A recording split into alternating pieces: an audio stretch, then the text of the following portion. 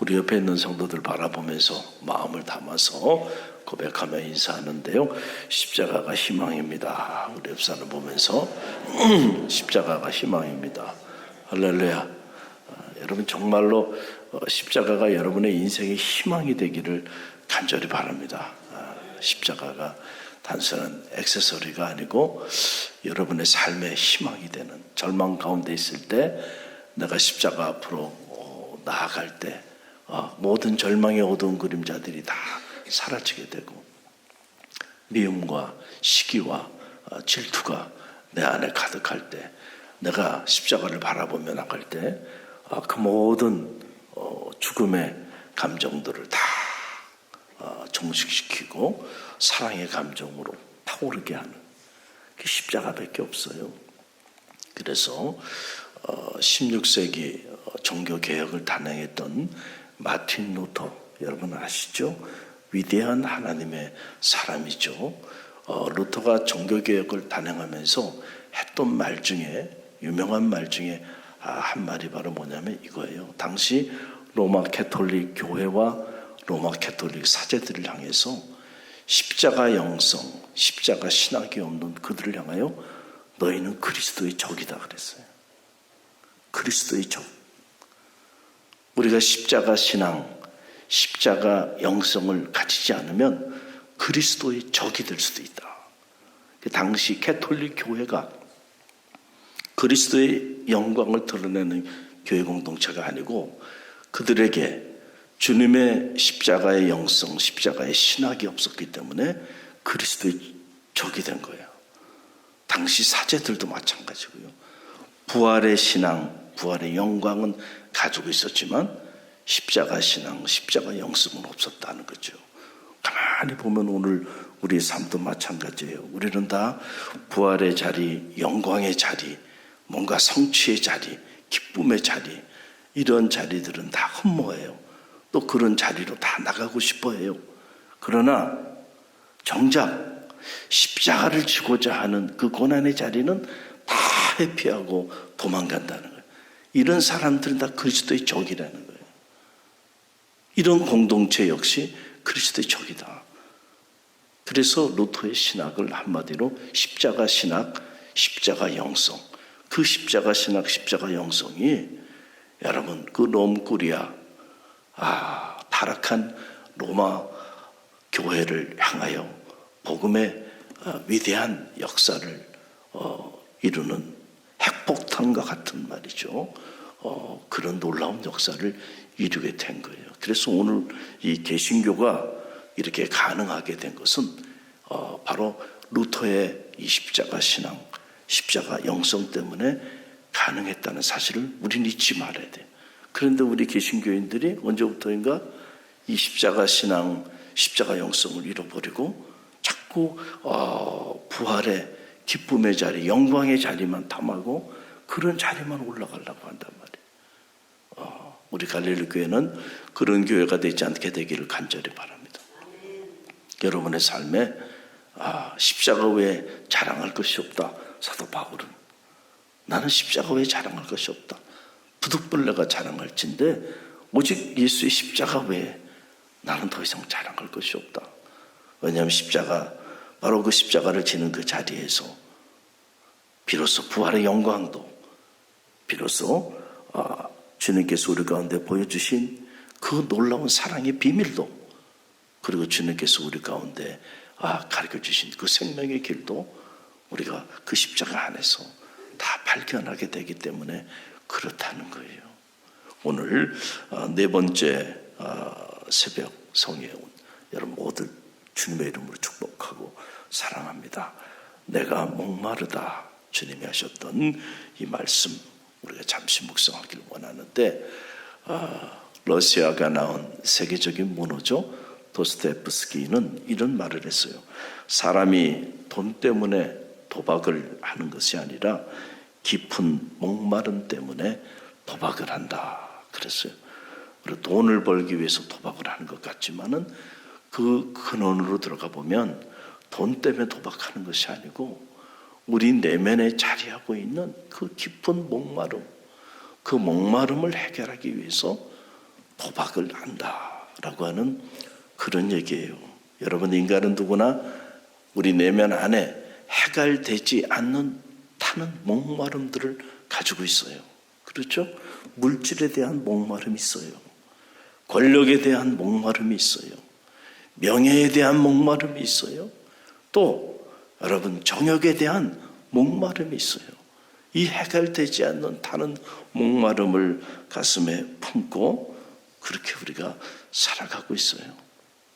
여러분, 어느 한 사람이 이렇게 길을 가다가 알라딘 램프 하나를 주었대요. 알라딘 램프 아시죠? 그래서 그 알라딘 램프를 너무 예쁘게 생겨서 이렇게 만지니까 정말 만화 영화에서 나오듯이 말이죠.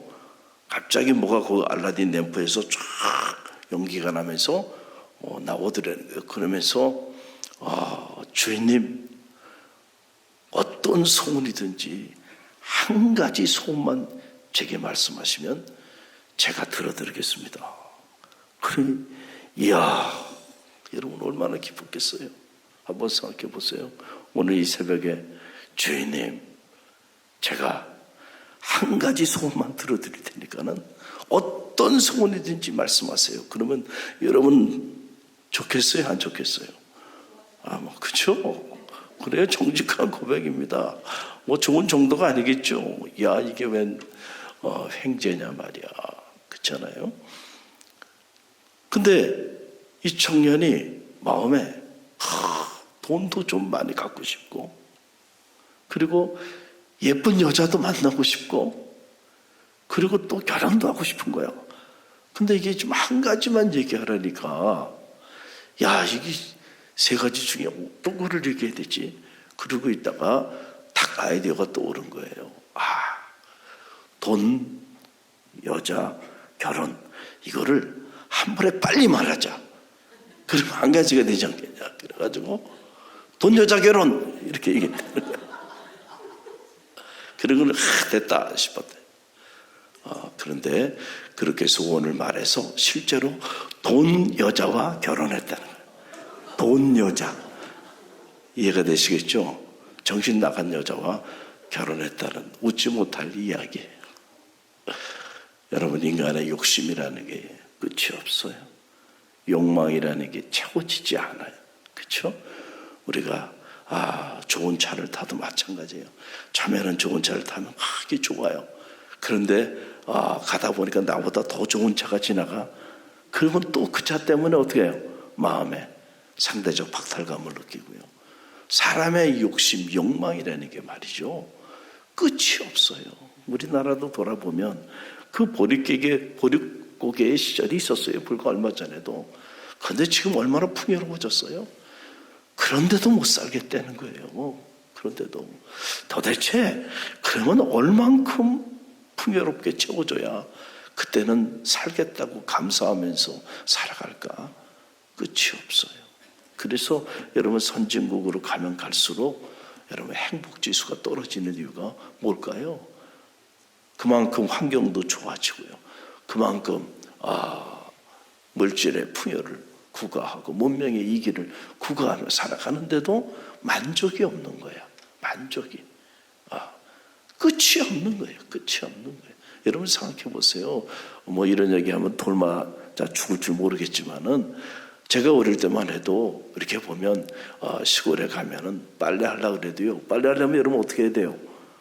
냇가로 가야 돼. 냇가로 가가지고 그래가지고 추운 겨울에도 손이 막 그냥 어는데 그 차가운 물에 말이죠, 빨래도 해야 되고요. 밥을 해 먹으려면 장작을 패다가 불을 지펴가지고 말이죠. 그러니까 참 이 가사노동이라는 게 끔찍할 정도로 힘들었던 거야. 그렇죠? 제가 저희 집사람이 미국에 잠깐 갔을 때 혼자 살아보니까 세상이 이렇게 편해졌구나. 할 일이 없더라고요. 할 일이 없어. 그냥 세탁기도 그냥 뭐 세탁기만 있는 게 아니잖아요. 그냥 건조기까지 다 있어가지고 탁탁 버튼 누르고 세제 집어넣고 딱 눌리니까 지가 알아서 다 돌아가요.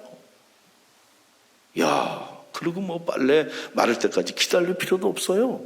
그냥 탈수기에 넣어놓고 돌리면 그냥 뽀송뽀송해서 나와요. 야, 밥도 타이머에 딱 켜고 딱 누르면 알아서 지가 밥 다 해요. 그것도 귀찮으면 편의점 가면 없는 게 없어요. 뭐 갈비탕도 있고 다 있어요. 찌개도 다 아주 그냥 비아무개라는 그런 거. 야, 맛있더군요. 먹고 싶은 거 다 먹을 수 있어. 여러분, 세상이 이렇게 좋아졌어. 그런데도 못 살겠다고 아우성이니. 그럼 어떻게 해줘야 될까? 참 하나님이 근심이 되시겠어요? 천국은 이거보다 좋아야 되니까. 이해가 되시겠어요? 웬만해서 만족할 수 있겠냐 말이죠. 여러분, 인간의 이 욕망 끝이 없다라고 하는 거예요. 타는 이 목마름.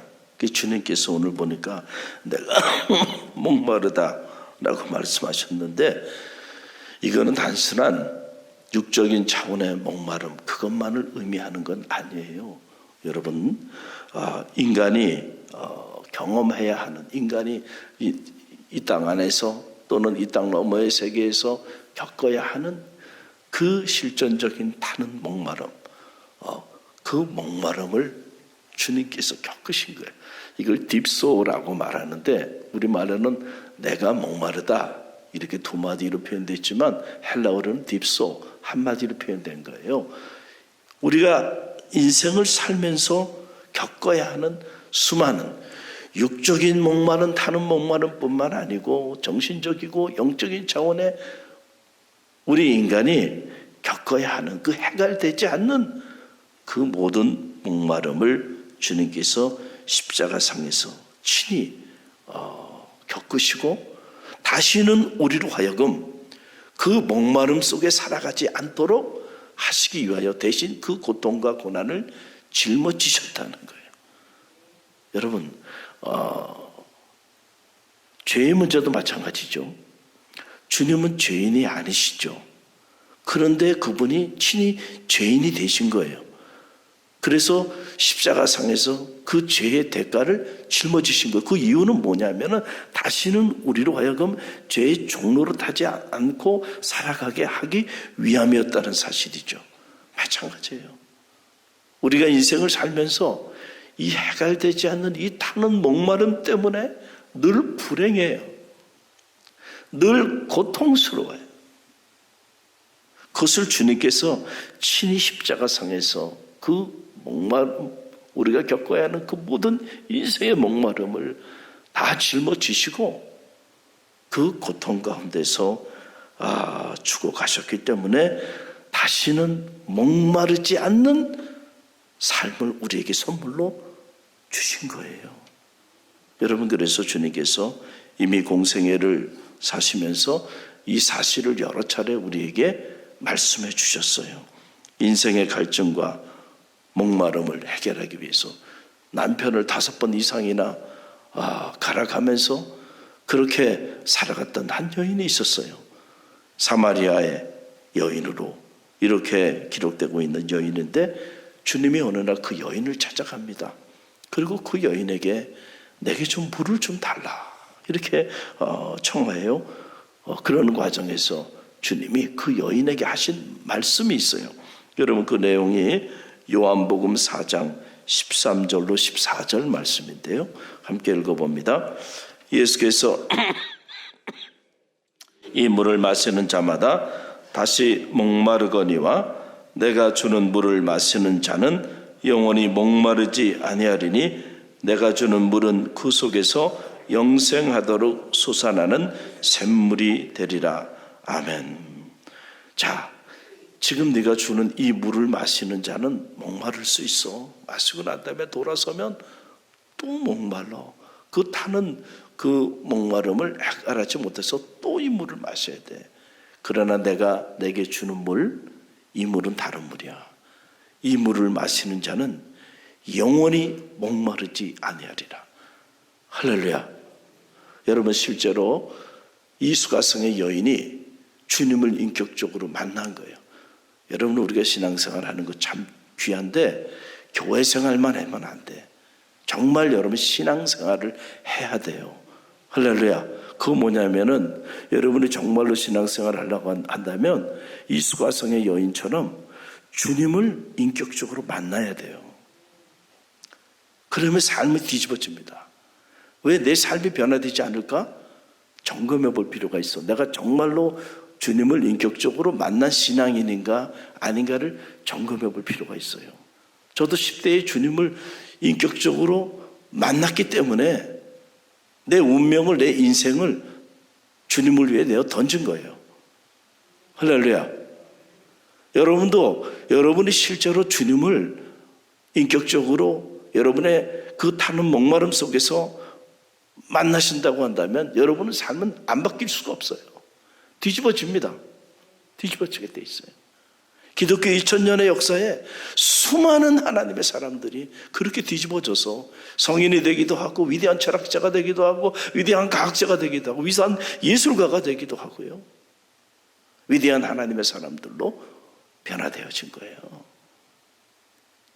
만나야 돼요. 만나야 돼. 할렐루야. 이 여인이 만난 거예요. 그래서 이 여인이요, 다시는 목마르지 않는 삶을 살기 시작합니다. 그래서 자기 그 물동이를 집어 던지고 동네로 달려가서 예수 그리스도를 전하는 생명사역자로 180도 이 여인의 운명이 바뀌어집니다. 해결되지 않는 정욕의 목마름 때문에 남편을 5번이나 바꾼 여인이에요. 그런데도 그 여인은 시리에 차서 그 타는 목마름을, 인생에 타는 목마름을 가지고 물을 길러온 그 여인에게 주님이 찾아가신 거예요. 그 여인의 마음을 알았어요. 그 여인에게 그 타는 목마름의 갈증을 알았어요. 그걸 해결해 주시기 위해서 다시는 목마르지 아니하는 샘물을 이 여인에게 선물로 주셨다는 거예요.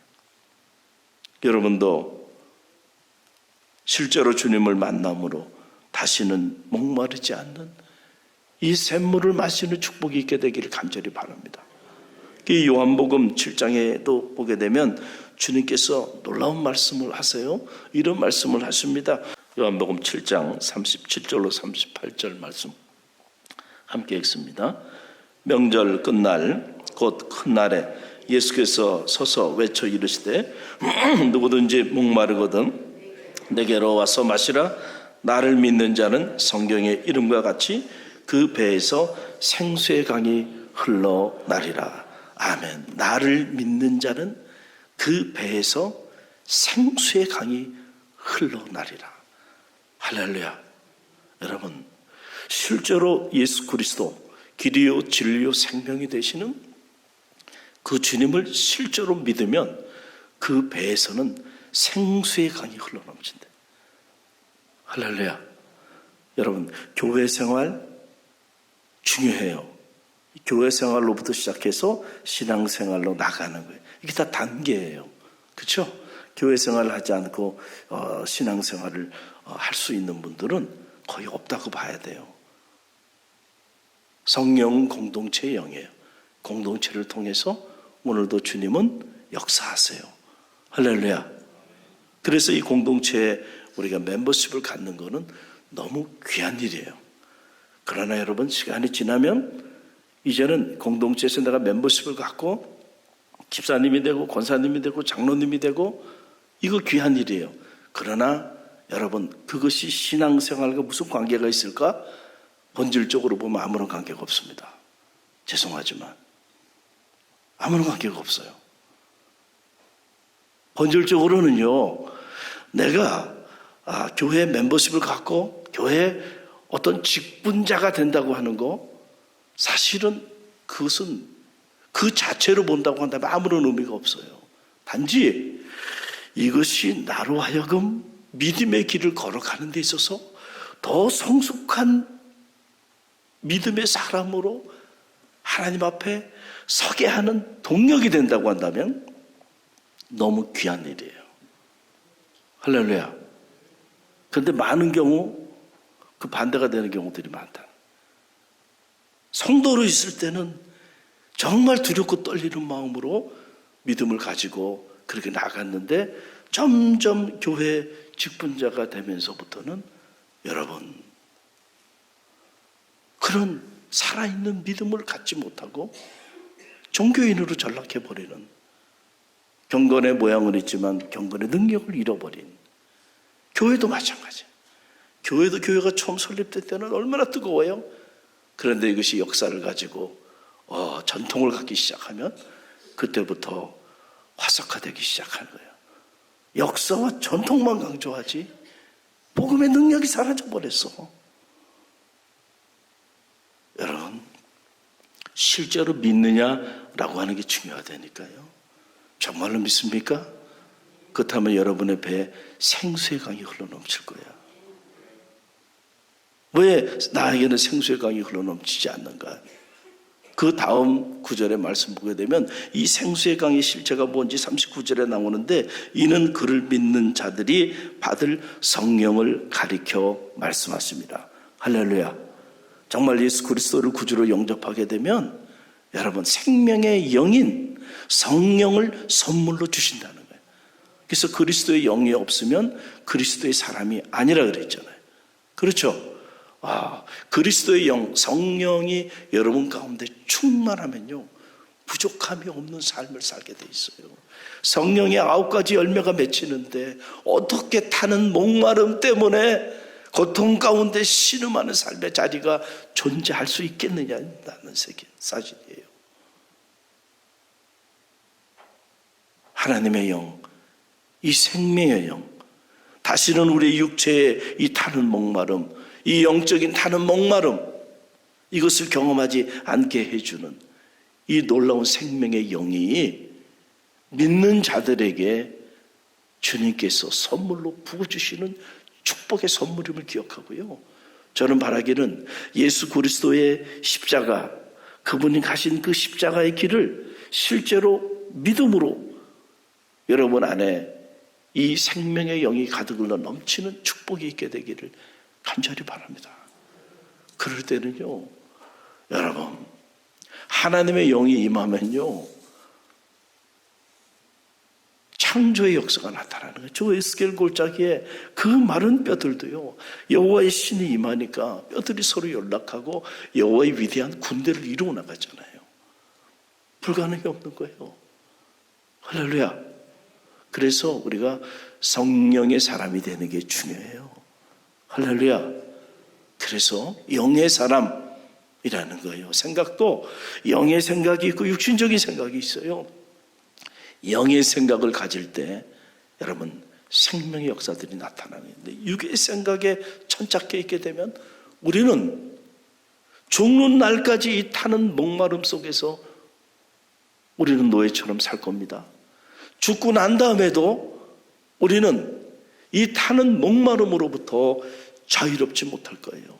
그래서 성경에 보게 되니까 사후세계에서도 우리가 겪어야 하는 이 타는 목마름에 대한 고통, 이거에 관한 말씀이 나오는데 누가복음 16장에 보게 되면 부자와 거지 나사로에 관한 이야기가 나와요.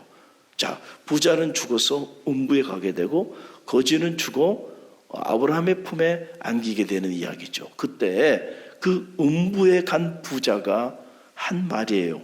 여러분 누가복음 16장 23절 24절 말씀 함께 읽어봅니다.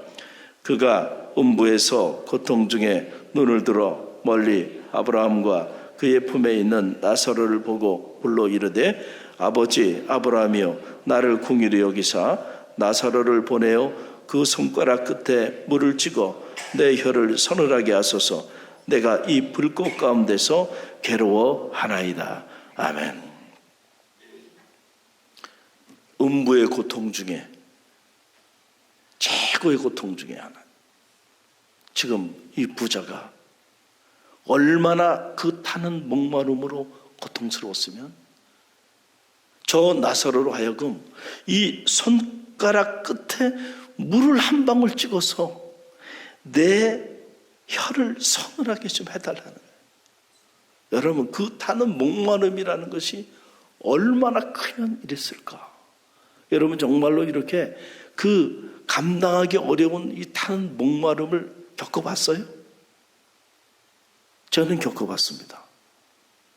1986년 10월 제가 이기자 부대 7, 8년대 군생활할 때 말이죠.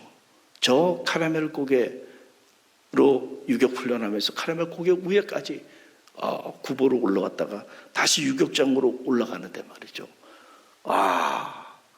타는 목마름이라는 게 뭐냐, 이 속에서 불이 나오더라고요. 불이 죽을 것 같아요. 죽을 것 같아. 그래가지고 옆에 보면은 논이 있고 그 다음에 논 옆에 조그만 고랑들이 있어요. 근데 요즘은 논에는 농약들을 막 뿌리거든요. 농약 뿌리고 농약 농약 담은 용기들도 막 여기저기 버려져 있고, 뻔히 그 물 먹으면 죽죠. 근데 거기 물이 조금씩 있어. 그러니까요, 병사들이 다 그리로 머리를 막 쳐박는 거예요.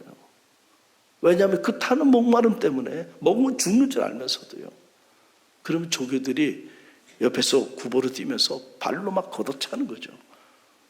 물 못 먹게 하는 거예요. 그래서 극한의 한계를 겪게 하는 거예요. 그래서 강한 군인을 만들기 위해서 그게 훈련을 시키는 거예요. 제가 태어나서 그런 목마름을 처음 경험해봤고, 그 이후에도 그런 경험 해본 적이 없어요. 뭐 이것과 비교되겠어요? 그러나 음부에서 식지 않는 그 무시무시한 영광로와 같은 타는 불꽃 속에서 죽고 싶어도 죽지 못하고 말이죠. 거기서 그 타는 목마름 속에 고통 가운데 이 부자가 신음하고 있는 거예요. 나사로의 손가락 끝에 물 한 방울 해서 내게 내 혀를 좀 서늘하게 해달라는 거 아닙니까? 여러분, 우리가 예수 그리스도를 구주로 영접하고 그분이 주시는 이 영생의 생수를 경험하지 않으면은 이 땅의 삶도 평생을 타는 목마름 속에 살아갈 거예요. 물질을 쫓다가 물질의 노예로 살 겁니다. 권력을 쫓다가 권력의 노예로 살 거예요. 정욕을 쫓다가 결국 정욕의 노예로 살게 될 겁니다. 그리고 마지막 이 땅의 삶이 끝나고 이제 음부에 들어가게 되면 그 음부에서는 그것보다 더 큰 그 타는 목마름 속에서 죽고 싶어도 죽지 못하는 고통 가운데 있게 될 거예요. 주님께서 왜 십자가상에서 내가 목마르다 딥소, 이 목마름의 고통을 친히 겪으셨는가? 이 목마름의 고통은 우리가 겪어야 하는 이 땅 안에서 겪는 타는 목마름뿐만 아니고 저 음부에서 겪게 될 그 타는 목마름을 주님께서 친히 죄인이 되셔서 그 목마름을 다 지금 겪고 계신 거예요. 그리고 이 목마름을 주님께서 그 음부의 권세를 이기시고 친히 부활하심으로 우리가 겪어야 하는, 이 땅에서 겪어야 하는 이 목마름, 저 음부에서 겪어야 되는 그 모든 목마름을 해결하신 거예요. 할렐루야. 그래서 우리로 하여금 다시는 목마르지 않는 삶을 우리에게 선물로 주신 거고, 이 선물로 이것을 주시기 위해서 주님께서 친히 그 모든 우리가 짊어져야 되는 목마름의 고통을 십자가상에서 지금 짊어지고 계신 거라는 거예요.